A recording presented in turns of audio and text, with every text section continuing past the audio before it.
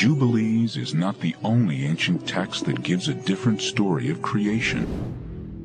There is a forbidden book, lost for centuries, that includes fallen angels, bloodthirsty giants, and a warning to all humanity.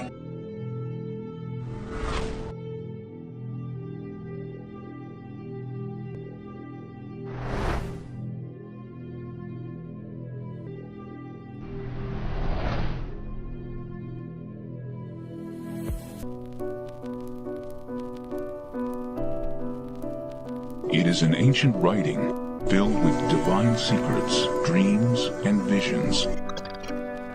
A tour of heaven and hell, guided by the angel Uriel.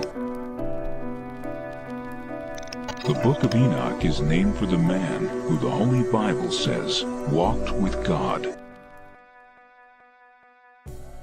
Enoch walked with God after the birth of Methuselah 300 years, and had other sons and daughters. Thus all the days of Enoch were 365 years. Enoch walked with God, then he was no more because God took him. The book of Enoch is named for a man who's mentioned in one sentence in the book of Genesis. We only know one sentence worth of information about him. And yet, somebody stopped, paused on that name, and thought, Enoch. If he was taken up into heaven, what might he have seen? It is a daunting manuscript. 5 volumes containing 108 chapters. For many ancient Christians, the Book of Enoch was essential. Yet it was banned from the Christian Bible. The Book of Enoch begins with a warning to all humanity that a divine judgment has been rendered and a sentence will be imposed. God tells Enoch that all life on earth will be destroyed in a violent flood, and, as with the story in Genesis, God blames this evil on the sons of God, angels who lusted after the daughters of men. These angels are sometimes referred to as watchers. They keep constant watch. And they decide one day, about 200 of them, that they're going to descend to the earth. They would like to very much make contact with these mortal women. The Book of Enoch may have been an attempt to expand on the mysterious giants, the sons of God, and the daughters of the earth spoken of in Genesis. Anytime you read the book of Genesis, there are all kinds of unanswered questions. Suddenly, there is this quick few verses at the beginning of the flood story about giants in the land that come from the sons of God mixing with daughters of the earth. And you stop and think, wait a minute, what's this all about? It's like it went by too fast. And you want to grab it and say, wait a minute, what was this? The Book of Enoch offers a disturbing vision of the fall of the angels who lust after earthly women. And they began to go into them, and to defile themselves with them, and they taught them charms and enchantments. And they became pregnant, and they bare great giants whose height was 3,000 ells. And when men could no longer sustain them, the giants turned against them and devoured mankind. These angels have crossed over this boundary that they shouldn't have. They were spiritual beings, and they were to remain as such.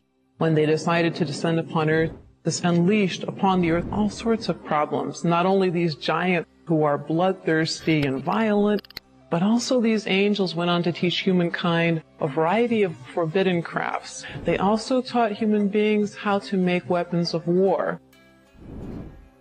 Now, the good angels, the ones not tempted by these beautiful women, go to God and say, you know, there's a lot of bloodshed caused by these bad angels.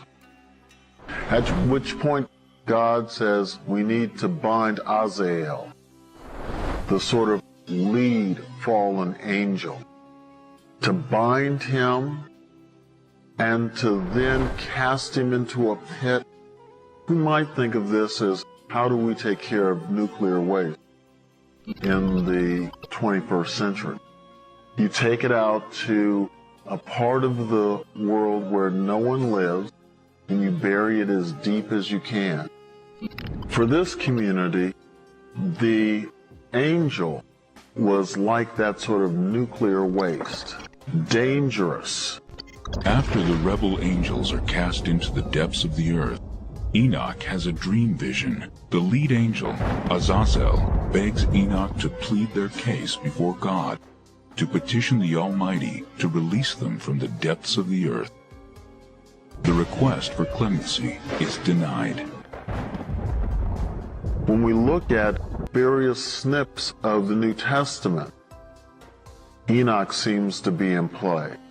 Another episode tells of Uriel, a powerful angel in charge of the stars, who becomes Enoch's guide through the heavenly realms. Uriel's name, in fact, means God is my light. And whenever he is described, frequently in relation to God, he is situated to the east of God's throne. This is very interesting. Of course, the sun rises to the east. So this gets us thinking, Uriel, a figure associated with light, perhaps associated in some way with the sun, or the stars, or the idea of these heavenly bodies making their rotations daily. And all these Uriel, the holy angel, who is the leader of them all, showed to me, and their positions, and I wrote down their positions as he showed them to me. With its lush descriptions of heavenly powers and the horrors that await evildoers, even angels, Enoch was one of the most popular books among the early Christians. We know that some early Christians considered the writings of Enoch to be authoritative, to contain actual revelation from God. So, because some people thought that, some influential people thought that, the book was used as you would use other books of the Bible. After all, Revelation appears in the New Testament. But Enoch, for reasons that I think are fairly clear, was just considered a little too strange, a little too suspicious, a little too creative, perhaps, for the tradition. Having said that, there's no doubt that it was widely read and very popular. Yet the Book of Enoch was denied a home in the official Christian canon. This imaginative tale fell into obscurity until the late 18th century, when a Scottish explorer named James Bruce came upon this mysterious text in Aksum, a city in the Ethiopian highlands. Travelers to Ethiopia found manuscripts of these books and brought them back to Europe. This caused quite a sensation. I'm aware of scholarly reaction to them. People were excited about having these texts that we knew about only through allusion before this time, or brief quotation. Until the mid-20th century, the Book of Enoch was assumed to be of interest only to the very early Christians. We now know that Enoch was sacred to Ethiopian Christians all along. Part of the reason why this probably became part of their canon is because of the mythic story of the foundation of the Ethiopian monarchy. You have Sheba, who goes to see King Solomon, and the story goes that not only does she bring gifts, she brings a little bit of something back home. She's pregnant with Solomon's son. That son is Menelik. Menelik is the first dynastic king of Ethiopia. He actually goes back and retrieves the Ark of the Covenant from Solomon because Solomon is not taking care of the kingdom properly. And the Ark rests reportedly in Aksum in Ethiopia. So when Christianity comes later in about the 4th century to Ethiopia, there's already a story there. There's already a connection to the Old Testament story. So the Book of Enoch and all these other types of books that are included within the Ethiopian canon become part and parcel of putting together this Old Testament story, this Old Testament link, with a very new Christianity that enters into the Ethiopian. They don't give up the old. They put it all together with the new and blend it together.